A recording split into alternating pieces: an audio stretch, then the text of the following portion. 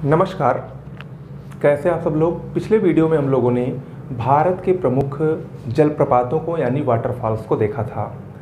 आज की इस वीडियो में हम लोग भारत की प्रमुख बहुउद्देशीय नदी घाटी परियोजनाओं का जिक्र करेंगे। और ये जो हमारा टॉपिक होगा बहुउद्देशीय नदी घाटी परियोजनाओं का, ये 2 से 3 वीडियो में होगा। 2 से 3 छोटे छोटे वीडियो होंगे। देखिए, आप लोग अक्सर पढ़ते होंगे नदी घाटी परियोजनाओं को, तो आप लोग साधारण तौर पर क्या पढ़ते हैं। जैसे मान लीजिए कोई परियोजना है भाखड़ा नांगल बांध, तो आप लोग भाखड़ा नांगल के बाद में इतना ही पढ़ते होंगे कि भाखड़ा नांगल बांध सतलज नदी पर स्थित है और ये पंजाब, हरियाणा या सिर्फ राज्यों के नाम और नदियों के नाम याद करते होंगे। ठीक है, परीक्षा में उस टाइप के भी प्रश्न आते हैं जैसा आप लोग पढ़ते हैं, लेकिन वर्तमान में जो पैटर्न चेंज हुआ है, और वैसे भी अगर आप ज्योग्राफी पढ़ रहे हैं तो आपको जो कुछ प्रमुख बांध हैं उनके बारे में आपको विस्तार से जानना जरूरी है, या उनके बारे में आपको कुछ इंटरेस्टिंग फैक्ट है वो आपको जानना चाहिए। तो उन्हीं क्रम में हम लोग कुछ जो प्रमुख बांध हैं उनको विस्तार से पढ़ेंगे। खासकर 15 ऐसे बांध हैं उत्तर से लेकर दक्षिण भारत तक जो कि बहुत ही महत्वपूर्ण हैं, जिनके बारे में आपको विस्तार से जानना जरूरी है। इसके बाद एक वीडियो में मैं पूरा कंप्लीट उत्तर से दक्षिण, पूरब से पश्चिम, जिस स्टेट में जितने भी बांध जिस नदी पर स्थित है उन सब का स्पेशली एक वीडियो होगा। लेकिन अभी इन 2 वीडियो में मैं सिर्फ भारत के जो सबसे महत्वपूर्ण 15 बांध हैं उनके बारे में बताने वाला हूँ। ठीक है, चलिए शुरुआत करते हैं। देखिए, शुरुआत करने से पहले हमारे चैनल पर अमन स्टडी पॉइंट पर लगातार यूपीपीसीएस आरओ एआरओ के रिवीजन के लिए, और अगर आप लोगों ने अभी तक नहीं पढ़ा है जीएस और हिंदी, तो उसके लिए भी बेहतरीन नोट्स उपलब्ध हैं। देर मत करिए, अगर उसको आपको लेना है तो इस वीडियो के डिस्क्रिप्शन बॉक्स में एक मोबाइल नंबर लिखा है, उस पर व्हाट्सएप या टेलीग्राम के जरिए मैसेज करिए और वहाँ पर सारी जानकारी आप प्राप्त कर सकते हैं। ओके, चलिए शुरुआत करते हैं। देखिए, भारत 1947 में जब स्वतंत्र हुआ तो उस समय भारत की स्थिति बहुत अच्छी नहीं थी। आप सब लोग जानते हैं उस समय उद्योग का विकास भारत में हुआ नहीं था। अंग्रेजों ने भारत को एकदम खोखला कर दिया था। तो स्वतंत्रता के बाद भारत की आर्थिक स्थिति ठीक करने के लिए और यहाँ तक कि जनसाधारण मतलब एक एक व्यक्ति की स्थिति ठीक करने के लिए भारत ने नियोजित कार्यक्रमों को अपनाया। बहुत सारे प्लान्ड जो कार्यक्रम थे, जो नियोजित कार्यक्रम थे, उनको भारत में अपनाया गया। और उसी में चूंकि भारत में उस समय किसान बहुत ज़्यादा थे और कृषि ही भारत का मुख्य पेशा था, तो कृषि के लिए सबसे ज़्यादा आवश्यकता क्या होती है? सिंचाई की होती है। तो उसी सिंचाई के प्रबंधन के लिए भारत ने विभिन्न प्रकार की परियोजनाओं, योजनाओं को लागू किया, स्थापित करने का प्रयास किया। उसी क्रम में हम लोगों ने बहुत सारी परियोजनाएं देखी, जैसे दामोदर घाटी, भाखड़ा नांगल, ये सब बहुत पुरानी परियोजनाएं हैं। तो ये सब उसी उद्देश्य को लेकर आई थी कि जल का संचयन होगा, जल का प्रबंधन होगा, जिससे कि सिंचाई हो सकेगी और इत्यादि बहुत सारे काम हो सकेंगे। ओके, तो उसीलिए बहुउद्देशीय नदी घाटी परियोजनाओं की शुरुआत की गई। यहाँ पर आप लोग ये शब्द देख रहे हैं बहुउद्देशीय। इसके नाम से ही पता चल रहा है कि बहुउद्देशीय का मतलब है जिसके बहुत सारे उद्देश्य हैं। अब आप लोग सोच रहे होंगे कि ये जो विभिन्न बांध बनाए गए हैं ये तो पर्यावरण की दृष्टि से बहुत खतरनाक है। अक्सर आप लोग सुनते होंगे कि यहाँ पर एक सरदार सरोवर परियोजना बन रही थी जिसका अभी 2-3 साल पहले प्रधानमंत्री जी ने उद्घाटन किया था। उसको लेकर कितने सारे विवाद हुए थे। तो ये सब अक्सर न्यूज़ में रहते हैं, लेकिन उसके बाद भी जो प्रमुख बांध हैं उनके अपने बहुत सारे लाभ हैं और उन्हीं लाभों को ध्यान में रखते हुए इसके बहुत सारे उद्देश्य तय किए गए हैं। तो यहाँ पर बहुउद्देशीय का मतलब है जिसके बहुत सारे उद्देश्य हैं। जैसे मान लीजिए ये भाखड़ा नांगल बांध है। यहाँ पर क्या किया जाता है कि जो नदियाँ होती हैं उनको रोक लिया जाता है, उनके बीच में अवरोधक लगा दिया जाता है, उनके बीच में बांध लगा दिया जाता है और इससे उनके पानी को रोक लिया जाता है। तो जब उनके पानी को रोक लिया जाता है तब क्या होता है, उसी पानी से पहला काम जल विद्युत उत्पादन भी किया जा सकता है। ये पहला उद्देश्य हुआ, जल विद्युत उत्पादन हो सकता है। दूसरा, उसी से छोटी छोटी नहरें निकाल दी जाती हैं जिससे कि सिंचाई हो सके, दूसरा प्रमुख उद्देश्य हुआ। उसी में वो एक प्रकार से झील नुमा बना दी जाती है और उसी से छोटे छोटे और भी झीलें आसपास बना दी जाती है, जिससे मछली उत्पादन होता है। तीसरा प्रमुख उद्देश्य हुआ पर्यटन का भी विकास होता है। लोग बड़े बड़े बांधों को, जो काफ़ी इंटरेस्टिंग बांध हैं, उसको देखने के लिए जाते हैं, तो पर्यटन का भी विकास हुआ।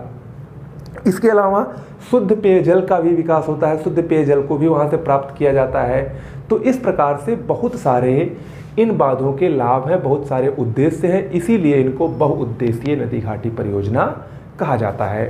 देखिए, भारत में अगर हम बांधों को देखें तो भारत में छोटे बड़े मिलाकर बहुत सारे बांध हैं। बांधों की संख्या की कमी नहीं है भारत में, लेकिन जो इम्पोर्टेंट बांध है परीक्षा की दृष्टि से जो महत्वपूर्ण है, उनको हम लोग देखेंगे। खासकर 15 बड़े बांधों को देखेंगे और इसके अलावा कुछ छोटे छोटे बांधों को हर स्टेट वाइज हम लोग लास्ट में एक वीडियो के रूप में देखेंगे। ओके, चलिए शुरुआत करते हैं। सबसे पहले भाखड़ा नांगल बांध को देखते हैं। भाखड़ा नांगल बांध, यहाँ पर अगर आप देख रहे होंगे तो नाम है भाखड़ा नांगल बांध। ये दो बांध हैं, भाखड़ा बांध अलग है, नांगल बांध अलग है। तो भाखड़ा और नांगल अलग अलग बांध है, लेकिन इनको संयुक्त रूप से भाखड़ा नांगल बांध कहा जाता है। भाखड़ा नांगल बांध सतलज नदी पर स्थित है। सतलज नदी पर स्थित है। हिमाचल प्रदेश, पंजाब, हरियाणा, राजस्थान और दिल्ली, इन पांचों की ये संयुक्त परियोजना है। Okay, Himachal Pradesh note down करते रहिए, लिखिए भाखड़ा नांगल बांध सतलज नदी पर स्थित पंजाब, हरियाणा, हिमाचल प्रदेश, पंजाब, हरियाणा, हिमाचल प्रदेश, राजस्थान और दिल्ली की संयुक्त परियोजना है। भाखड़ा नांगल बांध के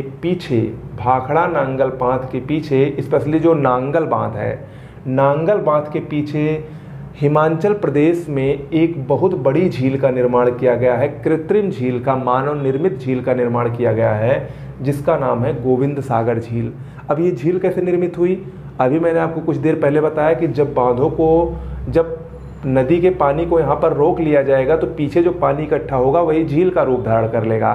चूंकि ये बांध मानव ने बनाए हैं, तो यहाँ पर जो झील निर्मित होगी वो मानव निर्मित झील या कृत्रिम झील कहलाएगी, आर्टिफिशियल लेक कहलाएगी। तो उसी लिए ये जो गोविंद सागर झील है, ये अक्सर पूछता रहता है गोविंद सागर झील कहाँ स्थित है, तो भाखड़ा नांगल बांध के पीछे हिमाचल प्रदेश में स्थित है। याद रखिएगा, हिमाचल प्रदेश में स्थित है। भाखड़ा नांगल बांध में जो भाखड़ा बांध है, भाखड़ा बांध ये भारत का सबसे ऊंचा गुरुत्वीय बांध है। याद रखिएगा, भारत का सबसे ऊंचा गुरुत्वीय बांध भाखड़ा नांगल बांध या भाखड़ा बांध है।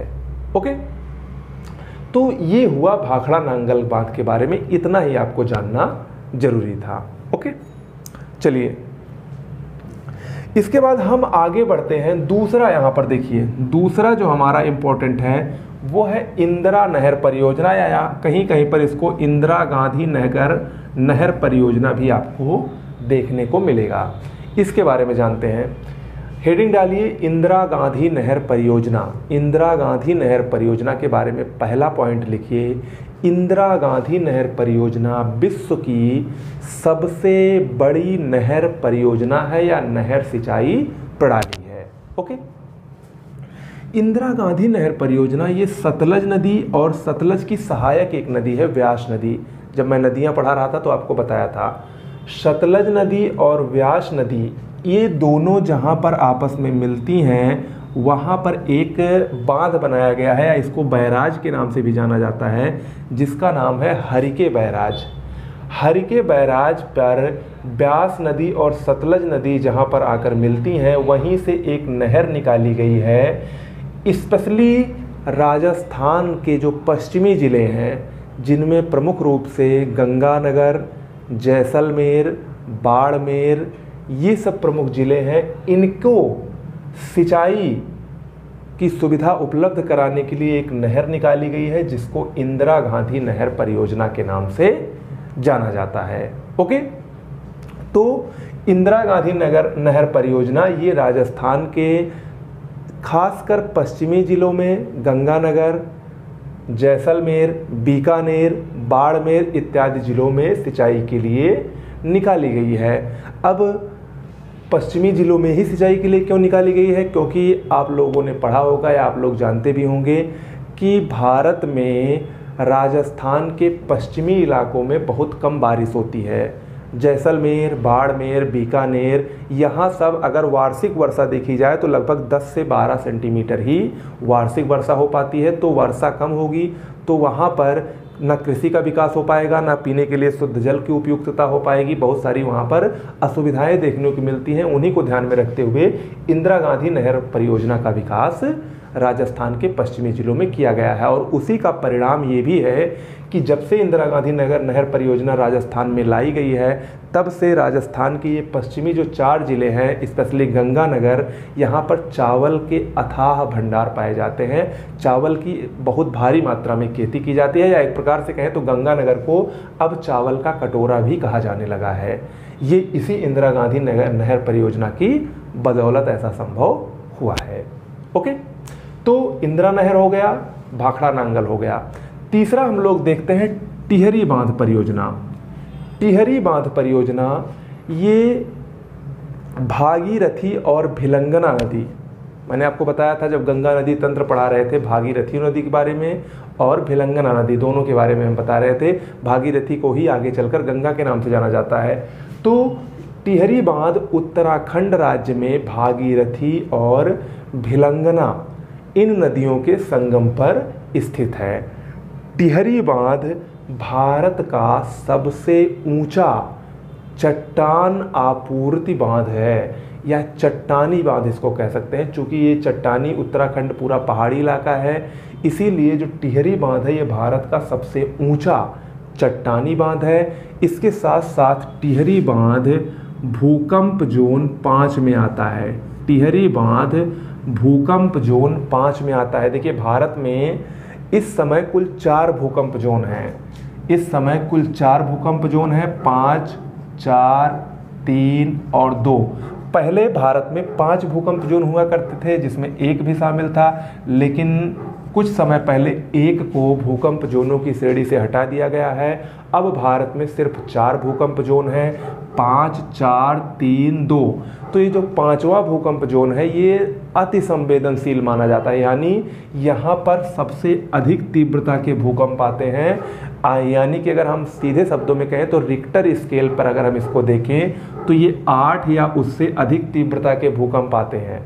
ओके, तो इन्हीं श्रेणी में ये जो 5वां है, यानी सबसे खतरनाक श्रेणी है भूकंपों की, सर्वाधिक तीव्रता वाले भूकंप जहां आते हैं उसी श्रेणी में टिहरी बांध ये शामिल है। तो ये अपने आप में एक खतरनाक बांध है।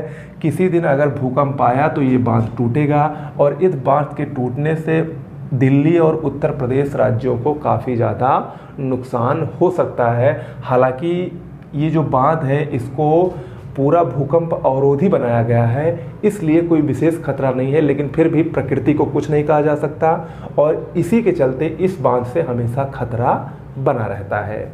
ओके, चलिए इसके बाद हम यहाँ पर देख लेते हैं एक छोटी सी परियोजना है कोसी परियोजना। कोसी परियोजना मुख्य रूप से बिहार और नेपाल की परियोजना है। ठीक है, बिहार और नेपाल, चूंकि कोसी नदी को बिहार का शोक कहा जाता है क्योंकि कोसी नदी अपना मार्ग परिवर्तन करने के लिए बहुत ही कुख्यात नदी है। ये मार्ग परिवर्तन करके बिहार में हर साल प्रतिवर्ष, ऐसा कोई भी वर्ष नहीं जाता जिस वर्ष बिहार में कोसी नदी की वजह से बाढ़ ना आए। तो उसी के बाढ़ को प्रभाव को कम करने के लिए यहाँ पर नेपाल और भारत ने, स्पेशली बिहार राज्य ने मिलकर एक परियोजना का निर्माण किया, कोसी परियोजना। तो ये बिहार और नेपाल की परियोजना है, और यहाँ पर ही नेपाल से एक नहर निकाली गई है कोसी नदी से जिसका नाम है हनुमतनगर बैराज।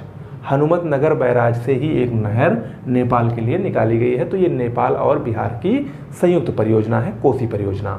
ओके, इसके बाद हम आते हैं यहाँ पर देखते हैं रिहंद परियोजना। रिहंद परियोजना के बारे में लिखिए। रिहंद परियोजना उत्तर प्रदेश की सबसे बड़ी परियोजना है। रिहंद परियोजना उत्तर प्रदेश की सबसे बड़ी परियोजना है। रिहंद परियोजना ये सोन नदी पर स्थित है, सोन नदी की सहायक नदी रिहंद नदी पर स्थित है। सोन नदी की सहायक नदी रिहंद नदी पर सोनभद्र जिले के पिपरी गांव में रिहंद बांध का निर्माण किया गया है, रिहंद परियोजना का निर्माण किया गया है। और ये जो रिहंद नदी का पानी रोका गया है तो इसके पीछे एक झील का निर्माण हुआ है जिसको गोविंद बल्लभ पंत सागर झील के नाम से जाना जाता है। इसके बारे में एक सबसे महत्वपूर्ण फैक्ट ये है कि गोविंद बल्लभ पंत सागर झील भारत की सबसे बड़ी कृत्रिम झील है। ओके, देखिए यहाँ पर अभी मैंने आपको बताया था भाखड़ा नांगल में गोविंद सागर झील और ये है गोविंद बल्लभ पंत सागर झील, तो दोनों में कंफ्यूज मत होइएगा। गोविंद बल्लभ पंत सागर झील रिहंद नदी या रिहंद बांध के पीछे बनाई गई है और ये भारत की सबसे बड़ी आर्टिफिशियल लेक है, कृत्रिम झील है या मानव निर्मित झील है। ओके, रिहंद परियोजना के ठीक बगल में ओबरा में ताप विद्युत गृह यानी जहाँ से बिजली का उत्पादन होता है वहाँ पर ताप विद्युत गृह का निर्माण हुआ है, जिससे पैदा होने वाली बिजली बलिया से लेकर मध्य प्रदेश तक उसकी सप्लाई होती है। रिहंद परियोजना से निर्मित जो बिजली है, इसी के बगल में हिंडाल्को एल्यूमिनियम फैक्ट्री भी है रिहंद सोनभद्र में ही, और हिंडाल्को एल्यूमिनियम फैक्ट्री में जो टोटल बिजली की सप्लाई होती है वो रिहंद बांध से ही होती है। ओके, आगे बढ़ते हैं। यहाँ पर देखिए दामोदर नदी पर एक एक करके 4 बांध बनाए गए हैं, चारों को संयुक्त रूप से दामोदर घाटी परियोजना के नाम से जाना जाता है। दामोदर घाटी परियोजना भारत की पहली और भारत की सबसे पुरानी नदी घाटी परियोजना है। नोट डाउन करिए, मोस्ट इंपॉर्टेंट है। दामोदर नदी घाटी परियोजना भारत की सबसे पुरानी परियोजना है और ये जो दामोदर बांध है ये भारत का सबसे पुराना बांध है। 1948 में अमेरिका की एक बहुत ही प्रसिद्ध नदी घाटी परियोजना थी जिसका नाम था टेनेसी, आप लोग इसका नाम सुने होंगे। टेनेसी नदी घाटी परियोजना की नकल करके ही या उसी के आधार पर दामोदर घाटी परियोजना का निर्माण 1948 में किया गया था। ओके, दामोदर नदी घाटी परियोजना अगर देखा जाए तो इस पर बहुत सारे बांध स्थित हैं। चूँकि ये दामोदर नदी पर है और इस पर यहाँ पर मैंने आपको बताया है, यहाँ पर देखिए 4 बांध इस नदी पर स्थित हैं। इस घाटी परियोजना के अंतर्गत 4 प्रमुख बांध हैं जिसमें कोनार बांध कोनार नदी पर दामोदर की ही सहायक है, तिलैया बांध दामोदर की ही सहायक बराकर नदी पर, मैथान बांध बराकर और दामोदर नदी के संगम पर, और पंचेत हिल बांध भी दामोदर नदी पर ही स्थित प्रमुख ये 4 बांध हैं। ये चारों मोस्ट इंपॉर्टेंट बांध हैं। ओके, दामोदर नदी घाटी परियोजना अगर हम देखें तो झारखंड और पश्चिम बंगाल की संयुक्त परियोजना मानी जाती है। झारखंड और पश्चिम बंगाल की संयुक्त परियोजना दामोदर नदी पर स्थित दामोदर घाटी परियोजना भारत की सबसे पुरानी परियोजनाओं में से एक है। इसका निर्माण अमेरिका की टेनेसी नदी घाटी परियोजना के आधार पर किया गया था। इसके अंतर्गत 4 प्रमुख बांध आते हैं, कोनार बांध, तिलैया बांध, मैथान बांध और पंचेत हिल बांध। ये आपको इस दामोदर नदी घाटी परियोजना के बारे में जानना इतना ही पर्याप्त है। ओके, चलिए इसके बाद हम लोग देखते हैं चंबल परियोजना। ये अंतिम परियोजना है आज की।